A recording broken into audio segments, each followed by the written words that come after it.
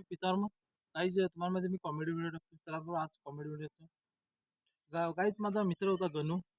गणू मस्तपैकी पहिल्यांदा शाळेत जायचा होता तो गणू वरती विचार करत बघत बसतो म्हणतो यार आकाशात उडते पक्षी समुद्रात बसलाय मासा आणि सरांनी फळ्यावर लिहिलंय आता बोंबलत बसा. शाळेत गेल्यानंतर पोरीकडे असा बघत बसलो तर सर म्हणतोय चल घरी तू तुझ्या बापाला सांगतो ह्याला हाणून हाणून हाणून मार. तर मी विचार करीत बसलो असाच विचार करीत बसलो आईला म्हणलं हे सर खरंच मारायला होतंय मला. म्हणतो कसा बसा मला तुझ्या बापाला मारायला लावतो बघ. आणि तुम्हाला आता माहिती बिग बॉक्स तुम्ही बघता बिग बॉक्स मध्ये एक पोरग होतं बघा सूरज चव्हाण. त्या पोरगानं मग न शिकता त्या पोरगानं आता फायनल मध्ये एंट्री केली आहे तुम्ही बघू शकताय. पण त्याचं डायलॉग एवढं फेमस झाले ते त्याच्यामुळे लाखो लोक त्यावर प्रेम करतायत. बुक्की टिंगू गोलीगत धोका आता हे म्हणजे असं त्याचं व्हायरल झालं ते त्याचं बोलण्याचं थिंग की कोणी विचार बी करू शकत नाही. विचार बी करू शकत नाही की त्या त्या लेवलनं तो हे करू शकतोय मग न शिकलेला पोरगा इथं जाऊ शकतो तर आपण का जाऊ शकत नाही. हे विचार आपण सगळ्यांनी केला पाहिजे.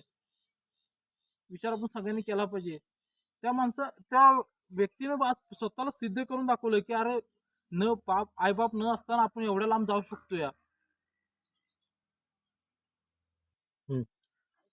माझा मित्र होता गणू श्रीमंत म्हणून गणू श्रीमंत. तर तो मस्त की मुंबईवरून आलेला असतोय आणि आल्यानंतर 2 दिवस राहतो.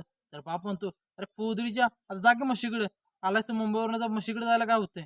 तर हा म्हशीकडे जायला लागला तर साईडला पोरी यायला म्हणजे अहो ह्यो वय अहो हेच तर ते त्या दिवशी आमसनी पूर्ण बघत होतं ते आणि हे आता म्हशी राखतोय वय. काय सांगायचं आता ह्याला आम्ही बोलण्यासारखं असं काहीच नाही याच्याकडे. म्हशी राखते राग राग तू म्हशी राख राग राग राग ते येऊन म्हणते घरी यायला बापान मला उगाच पाठवलं सगळ्या पुरी मला हसायला लागत माझ्याकडे बघून.